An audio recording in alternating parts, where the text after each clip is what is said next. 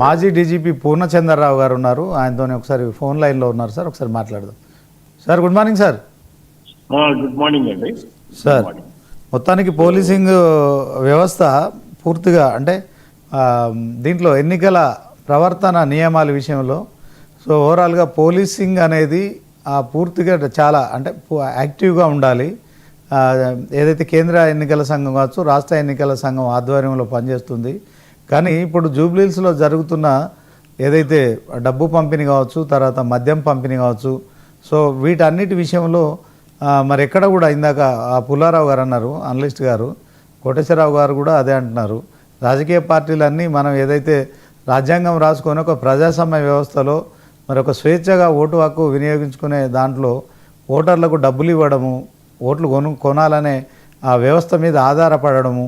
So దీంట్లో పెట్టుబడి పెట్టాలి, దాంట్లో ఆ తర్వాత మరి మేనేజ్ చేసుకోవాలి. అంటే ఈ మేనేజ్మెంట్ను పూర్తిగా కంట్రోల్లో తీసుకునే ఎన్నికల సంఘం ఎక్కడ కూడా అంటే అంత అగ్రెసివ్గా ఉన్నట్టు కనిపించదు సార్. దీన్ని మనం ఎట్లా చూడొచ్చు అంట?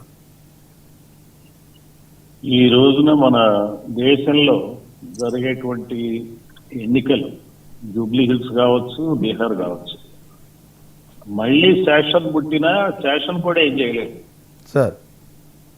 ఆ రోజులు ఏంటంటే శాసన్ వచ్చిన కాలంలో రాజకీయ నాయకుల నైజం డిఫరెంట్.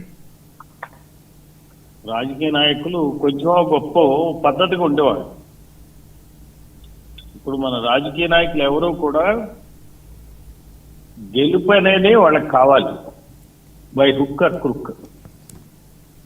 సో ఈ ప్రాసెస్ లో మోడీ దీనికి అతీతుడు కాదు, కేసీఆర్ అతీతుడు కాదు, రేవంత్ రెడ్డి లేదా సోనియా గాంధీ వీళ్ళెవరు అతీతులు కాదు.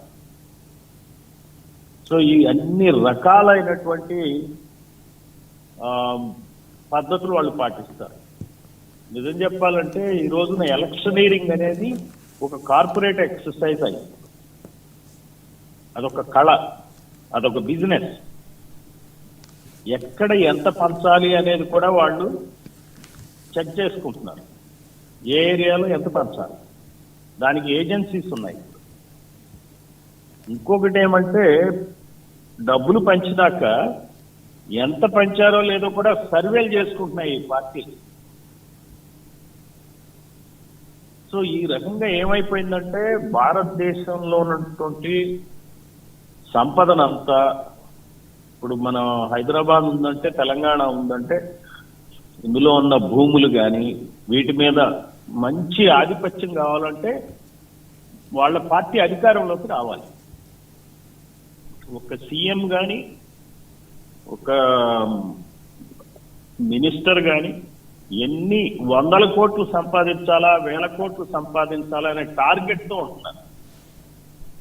ఈ మధ్య ఒక ఆయన నన్ను అడిగాడు, ఫలానా ఫైల్ ఫలానా ఆయన దగ్గర పెండింగ్ ఉందండి చూస్తారా అంటే, నేను ఆయన తెలుసు నాకు గతంలో, ఆయనతో నేను మెసేజ్ పంపిస్తే ఆయన గుడ్ మార్నింగ్ వరకు బాగా చెప్పాడు.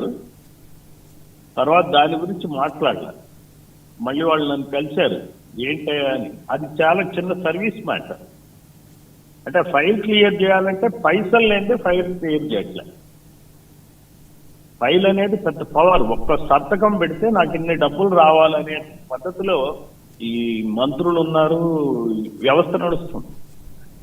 సో ఇక్కడ సికింద్రాబాద్ లో ఈ జూబ్లీహిల్స్ ఎమ్మెల్యే అయితే బై ఎనీ ఛాన్స్ ఆ ఎమ్మెల్యేకి ఎంత ఇక్కడ ఉన్నటువంటి వ్యవస్థ మీద ఎంత అధికారం ఉంటుందో చెప్పండి. ఒక డీసీపీ దగ్గర ఒక సివిల్ మ్యాటర్ పెండింగ్ ఉంటే పని చేయించుకోవచ్చు. 1000 గజాల స్థలాల్లో దాని సివిల్ వివాదం కనుక అతను పరిష్కరించుకుంటే అతనికి కోట్ల రూపాయల డబ్బు వస్తుంది. అందువల్ల ఇది చాలా ఇంపార్టెంట్. అందువల్ల ఏం చేస్తున్నారంటే ఈ ఎమ్మెల్యే పోస్ట్ అనేది వాళ్ళకి కావాలి. దానికి ఒక వ్యాపారం ఎంత శ్రద్ధగా చేస్తారో, ఒక టీసీఎస్ కంపెనీని ఎంత శ్రద్ధగా నడుపుతుందో అదే విధంగా ఎలక్షనీరింగ్ కూడా నడుపుతున్నారు. అందువల్ల శాసన్ మళ్లీ పుట్టినా గానీ ఏం చేయలేరు. ఇది ఇందాక కోటేశ్వరరావు గారు అన్నట్టు ఎలక్షన్ ఒక ప్రహసనంగానే మారింది. పుల్లారావు గారు చెప్పినట్టు బైపోల్ చేసినా కానీ ఎత్తినా కానీ ఈ రాజకీయ వ్యాపారం అనేది నిరాఘాటంగా సాగుతుంది అనమాట. అందుకని మెయిన్ సమస్య ఏంటంటే ఈ రోజున రాజకీయ నాయకులు పూర్తిగా ఒక పాలిటిక్స్ ని ఒక వ్యాపారం చేశారు, ఒక స్టాక్ మార్కెట్ లాగా వాడుకుంటారు దీన్ని. ఈ ఎలక్షన్ ని స్టాక్ మార్కెట్ లో ఒక ట్రంప్ ఒక నిర్ణయం తీసుకుంటే స్టాక్ మార్కెట్ కుదేలు ఎట్లయితుందో, ఈ జూబ్లీ హిల్స్ ఎమ్మెల్యే ఎలక్షన్ ని ఈ నాయకులు అలా వాడుకుంటారు. కాంగ్రెస్ గెలిస్తే ఏం చెప్తారు, మాకు తిరిగే లేదని చెప్తారు. హలో, ఎంఐ ఆడిబుల్ అండి? Okay sir, proceed. సో అదే కనుక బీఆర్ఎస్ గెలిస్తే మళ్ళీ మన ప్రభుత్వం వస్తుందని చెప్పుకుని దాన్ని మార్కెటింగ్ చేసుకుంటారు. దాని ద్వారా పార్టీ క్యాడరు ఆ ఎమ్మెల్యేలు జారిపోకుండా, కాంగ్రెస్ లో చేరకుండా, ప్రభుత్వం వాళ్ళ పార్టీ నాశనం కాకుండా చూసుకుంటారు. అండ్ బీఆర్ఎస్ పార్టీకి ఇప్పుడు 1400 కోట్ల ఎలక్టరల్ ఫండ్స్ ఉన్నాయి. ఏం చేస్తారండి పంచకుండా దాన్ని? కాంగ్రెస్ పార్టీకి నేషనల్ లెవెల్లో 1600 కోట్ల రూపాయలు ఉన్నాయి. ఏం చేస్తారు చెప్పండి పంచకుండా? బీజేపీకి 8000 కోట్ల రూపాయల ఎలక్టోరల్ ఫండ్స్ ఉన్నాయి. ఏం చేస్తారు చెప్పండి ఇవన్నీ వాడకుండా వాళ్ళు? ఎందుకు చెప్పండి వీళ్ళకి ఫండ్స్? రాజకీయ పార్టీలకి 1000 కోట్ల ఫండ్స్ ఏంటండి? అంటే ఏమన్నా వ్యాపార సంస్థలా? సో అందువల్ల ఈ ఎలక్షన్ నుంచి మనం కొత్తగా ఎక్స్పెక్ట్ చేసేది ఏమి ఉండదు. ప్రజలకు కూడా తెలుసు ఎవరికి ఓటేయాలనుకుంటారో వాళ్ళు ఖచ్చితంగా వాళ్ళకే ఓటేస్తారు. ఈ రోజు నీ గవర్నమెంట్ ఉంది కాబట్టి, కాంగ్రెస్ గవర్నమెంట్, వీళ్లతో ఎందుకురా మనకి గొడవ, మనకు పనులు కావాలని అనుకున్నారు అనే ధోరణిలో ఉంటే ఖచ్చితంగా కాంగ్రెస్ గెలిచే అవకాశాలు ఉంటాయి. అందువల్ల ఏంటంటే ఓవరాల్ గా మనం చెప్పేది ఏంటంటే ఇది ప్రజలకు అర్థం కావాలి. వీళ్ళు ఇంత మోసాలు చేసి గెలుస్తున్నారు, ఈ పార్టీలు మనకు పనికిరావు, మన అవసరమైతే నోటును మురగబెట్టుకోవాలి, నోటా చేసుకునైనా కానీ వీళ్ళకి ఏగూడదు అనేటువంటి ఒక సిగ్నల్ ని ప్రజలు ఇవ్వడానికి ప్రయత్నించాలి. ఇందాక మేధావుల గురించి కూడా చెప్పారు. ప్రతి మేధావి కూడా ఆయన ఎట్లా బిహేవ్ చేస్తున్నాడో మనకు తెలుసు. ఒక పార్టీకి కొమ్ముగా వస్తున్నాడు ఆయన. పెయిడ్ మేధావులు ఉన్నారు ఈ రోజున మార్కెట్లో. సడన్ గా ఆయన ఒక నిర్ణయం తీసుకుని ఒకటి చెప్తాడు మనకి. అందువల్ల ప్రజలు కూడా ఇవన్నీ అర్థమవుతున్నాయి కాబట్టి ప్రజల్లో చైతన్యం ద్వారానే దీన్ని మార్చగలం. నోటా అనే దాన్ని వాడుకోవటానికి ప్రజలు చేసుకోవడమే మంచిది. అప్పుడే న్యాయం జరుగుతుంది ఈ వ్యవస్థలో. నోటా ఓట్లు పెరిగే కొద్దీ ప్రజల పార్టీల విధానాల్లో కూడా మార్పులు వచ్చే అవకాశం ఉంది. సార్, అంటే నేను ఒకటి అడగదలుచుకున్నా సార్. పూర్ణచంద్రరావు గారు, మీరు పోలీసు వ్యవస్థలో ఒక ఐపీఎస్ ఆఫీసర్గా డీజీపీ ర్యాంక్ వరకు కూడా పనిచేశారు కదా. సో ఎన్నికల సంఘం ఎన్నికల అధికారిని నియమించిన క్రమంలో ముఖ్యంగా పోలీసుల చేతిలో ఇప్పుడు ఆ నియోజకవర్గం కానీ ఆ ఎన్నికల వ్యవస్థ కావచ్చు వాళ్ళ చేతిలో ఉంటుంది. సో పోలీసులు ఎందుకని దీంట్లో మరి పూర్తిగా యాక్టివ్గా ఉండడం కావచ్చు, తర్వాత అంటే డబ్బులు వంచుతున్నారు సార్. నాకు విశ్వసనీయ సమాచారం మేరకు ఆ పార్టీ ఈ పార్టీ అని చెప్పాను, కానీ ప్రతి పార్టీ కూడా డబ్బులు వంచే కార్యక్రమం చేస్తున్నారు, లిక్కర్ పంచుతున్నారు. ఇక విందులు, బిర్యానీలు, విందులు, వాటి కోసం అయితే అది పెద్ద కౌంటే కాదు. కానీ దీంట్లో ఇప్పుడు ఆ చట్టం మీ చేతుల్లో ఉంటుంది కదా. చట్టం అంటే మీ మీన్స్ ఏంటంటే ఎన్నికల అధికారి, ఆ ఎన్నికల అధికారికి కంట్రోల్లోనే పోలీస్ వ్యవస్థ, తర్వాత ఎవ్రీథింగ్ అధికార యంత్రాంగం అంతా వాళ్ళ చేతుల్లో ఉంటుంది. సో వాళ్ళకున్న అధికారాన్ని కరెక్ట్గా వాడితే ఇట్లాంటి ప్రలోభాలు కావచ్చు, ఈ ప్రజాస్వామ్య వ్యవస్థ అపహాస్యం కాకుండా నిజంగానే అరే పోలీస్ పకడ్బందీగా పనిచేస్తున్నారా, ఎన్నికల సంఘం బాగా పనిచేస్తుందని కొంత ఒక మెసేజ్ అయితే ఇవ్వాల్సిన బాధ్యత ఉంది కదా సార్. నామమాత్రంగా చెక్ పోస్టులు, నామమాత్రంగా ఏదో చెక్ చేయడం లాంటివి కాకుండా ఒక సీరియస్నెస్ లేకుండా ఎందుకు ఈ ఉదాసీన వైఖరి కనిపిస్తుందంటే ఏం చెప్తారు సార్? మీకు ఇందాకే చెప్పాను కదా, మీకు వ్యవస్థ మొత్తం ఎవరు గుప్పిట్లో ఉంది? ఇప్పుడు రాజకీయ నాయకుల గుప్పిట్లో. అవును సార్. సడన్ గా మీకు ఈ 4 రోజుల పాటు మీరు బాగా పనిచేయండి అనే పరిస్థితి ఎక్కడుంది చెప్పండి. సార్ మనం మీడియా వ్యవస్థే చూస్తున్నాం. అసలు పోలీస్ వ్యవస్థ కన్నా మీడియా వ్యవస్థ అటానమస్. సార్ ఈ మీడియా వ్యవస్థ వాళ్ళకేమి ప్రభుత్వాన్ని నుంచి డబ్బులు తీసుకోక్కర్లా, బ్యాంకుల నుంచి రుణాలు తీసుకోవచ్చు, అది ప్రజల సొమ్మే. అయితే మీడియా వ్యవస్థ ఎంత నిష్పక్షపాతంగా ఉంది నాకు చెప్పండి, వ్యవస్థ ఎంత దారుణంగా ఉంది. ఒక్కొక్కళ్ళ కొమ్ము కాస్తున్నారా లేదా, కొందరి దాస్తున్నారా లేదా. అట్లానే ప్రతి వ్యవస్థ కూడా ఆ స్థితిలోకి నెట్టబడింది ఈరోజు. సో పోలీస్ వ్యవస్థ అతీతమేం కాదు, లేకపోతే ఎలక్టోరల్ ఆఫీసర్స్ ఎవరైతే ఉన్నారో, రిటర్నింగ్ ఆఫీసర్స్ ఉన్నారో, లేకపోతే ఎంఆర్ఓలు ఉన్నారు, అతీతం కాదు.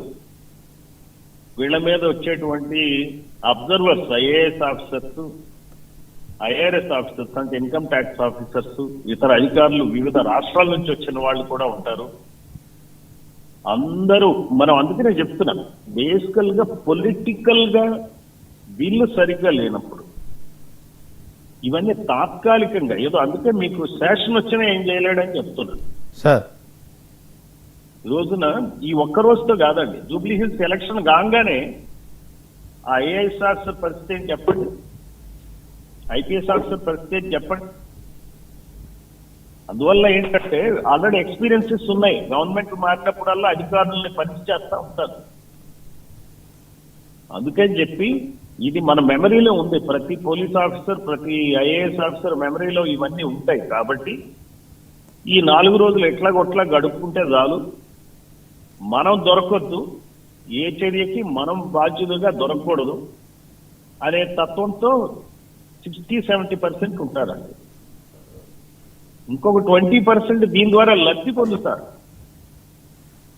డబ్బులు పంచడం ద్వారా కూడా ఆపుతున్నప్పుడు దొరికారనుకోండి, తులమో ఫలమో తీసుకుని వాడిని వదిలేస్తారు. సో అందువల్ల ఏంటంటే దీనిలో మళ్ళీ డబ్బు సంపాదించే అవినీతి పరులైనటువంటి అధికారులు కూడా ఉంటారు. ఈవెన్ రిటర్నింగ్ ఆఫీసర్స్ కూడా మనీ ఆఫర్ చేస్తారు, కోట్ల రూపాయలు. సార్ ఇట్లా వ్యవస్థను మొత్తం మన రాజకీయ నాయకులు గుప్పెట్లో పెట్టుకున్నారు. ఒకానొక ముఖ్యమంత్రి ఒకానొక ఆయన కాలంలో సీనియర్ అధికారులకి, ఐఏఎస్ అధికారులకి, ఐపీఎస్ అధికారులకి డబ్బులు వాళ్ళ సొంత రాష్ట్రాలకు పంపించాడండి. ఈ రకంగా వ్యవస్థను కొన్నారు ఈ రాజకీయ నాయకులు. రాజకీయం అంటే ఒక్కొక్క సీఎం అభ్యర్థి చేసేది 4-5 వేల కోట్ల రూపాయల వ్యాపారం. 4-5 వేల కోట్ల రూపాయల వ్యాపారం అండి ఒక్కొక్క సీఎం అభ్యర్థి చేసేది. సీఎం అభ్యర్థి అంటే ఎవరు? ఇటు కేసీఆర్ కావచ్చు, అటు జగన్ కావచ్చు, బాబు కావచ్చు, ఇటు రేవంత్ రెడ్డి కావచ్చు. సీఎం స్థాయి గల వ్యక్తులు చేసే వ్యాపారం, ప్రతి వ్యాపారం 4,000 కోట్ల నుంచి 5,000 కోట్లు ప్రతి ఎలక్షన్ ఉంటుంది. ఇటువంటి ఎలక్షన్స్ కి దాదాపుగా 100 నుంచి 200 కోట్లు ఉంటుంది. మనం చూడక్కర్లా. సార్ మనం హుజూరాబాద్ లో చూసాం కదా, ఈటెల అవును ఎన్నికప్పుడు కూడా చూసాం కదా, ఎట్లా డబ్బులు మంచి. అసలు ఈ రాజకీయ నాయకులు ఎందుకు రాజకీయం చేస్తున్నారు? ఇది ఒక ప్యాకెట్ లాగా తయారు. నేను గెలవాలా, నేను మళ్ళీ సీఎం అవ్వాలా, నేను తలెత్తు తిరగాల, ఈ యాటిట్యూడ్ ఏంటండి? అసలు సేవాభావమే లేదు వీళ్ళకి. వీళ్ళే నాయకులు అహంకారంగా పూరితంగా వ్యవహరిస్తారు, ఒక ఎంపతి ఉండదు. అంతా ప్రతిరోజు ఒక నాటకం కింద ఒక ఎలా మీడియా అటెన్షన్ క్యాప్చర్ చేయాలని ఆలోచిస్తారు, కానీ న్యాయంగా పనిచేయాలని ఎవరు ఆలోచించరు. ప్రజలకు సేవ చేయాలనే అంకిత భావం అయితే లోపిస్తుంది సార్. నిజంగా మీరు అన్నట్టు టోటల్ గా లేదు. అవును. మరి మీరు ఈ వాళ్ళు ఏలుతున్నప్పుడు వాళ్ళ కింద పనిచేసే చీఫ్ సెక్రటరీలు, డీజీపీలు, సెక్రటరీలు, కలెక్టర్లు, ఎస్పీలు, సిపిలు ఏ రకంగా గొప్పగా పనిచేస్తారు నాకు చెప్పండి మీరు. అందువల్ల ఇవి మౌలికమైన ప్రశ్నలు. ఇది ఊరికినే ఏదో ఒక ఈ రోజున ఎలక్షన్ గురించే కాదు మనం మాట్లాడుకునేది. రాజకీయ వ్యవస్థ సమూలంగా ప్రక్షాళన కావాలంటే ఓటర్ ఈ రోజున ఆలోచించాల్సింది ఏంటంటే, ఈ అభ్యర్థులకి వలన మనకి మంచి జరగట్లేదు కాబట్టి నోటాకి వేయటం అనే ద్వారా చూపించాలి రైట్ సార్, రైట్ సార్. అసమ్మతిని. Okay sir, thank you sir. ఓటర్లో చైతన్యం రావాల్సిన అవసరం ఉంది. కోటేశ్వరరావు గారు, ఫినిషింగ్ ఇవ్వండి సార్. మొత్తానికి రాజకీయాల ద్వారా రాజకీయంగా లబ్ధి పొందాలని రాజకీయ నాయకులు భావిస్తున్నారు. సో దీంట్లో ఓటర్ల చైతన్యం చాలా ముఖ్యం. సో ఎన్నికల ప్రక్రియ అనేది ఇప్పుడు తూతు మంత్రంగా జరుగుతోంది. సో నిజంగానే ఇప్పుడు ఎవరైతే ఎన్నికల ఈ నిర్వహణ చేస్తున్న అధికారులు ఖచ్చితంగా కొంత మరి గవర్నమెంట్ కావచ్చు, తర్వాత ఆ వ్యవస్థ కొంత పాజిటివ్గా ఉండాల్సిన పరిస్థితి ఉంది. ఓవరాల్గా ఫైనల్ ఏం చెప్తారు సార్? జూబ్లీ హిల్స్లో ఓటర్లకి మరొక అవకాశం అయితే వచ్చింది. ఎందుకంటే రోజు రోజుకు రాజకీయాలు డబ్బులు